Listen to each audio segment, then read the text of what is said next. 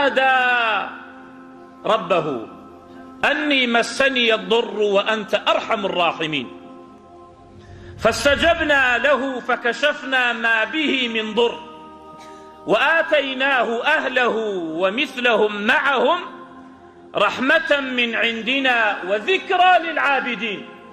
أجر تو عبدي خوايا أو الذكرى للعابدين داوالا پروردگارت بك.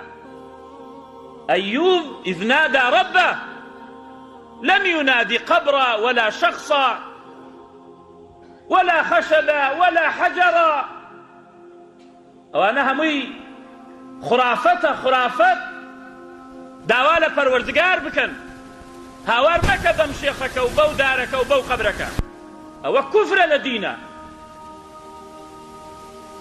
كفر لدينا وزكريا إذ نادى ربه رب لا تذرني فردا وأنت خير الوارثين فاستجبنا له ووهبنا له يحيى وأصلحنا له زوجه إنهم كانوا يسارعون في الخيرات وكانوا يدعوننا رغبا ورهبا وكانوا لنا خاشعين.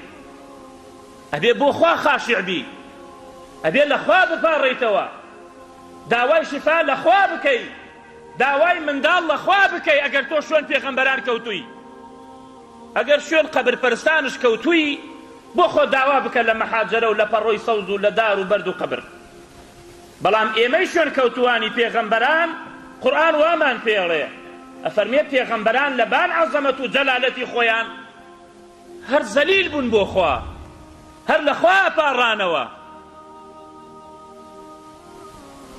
منداڵت گەرەکە منداڵت نییە، شەو هەڵسا چۆن منداڵێ داوای پارە لە باوشیەکە و نایداتێ و دەسەکە بە گریان و لەحەکە ئاوا لەح بکە لە خوای گەورە و میهرەبان، لە سوژدەیا بکەوە بۆ خوا، لەخوا بپاڕێرەوە خوای گەورە و میهرەبان.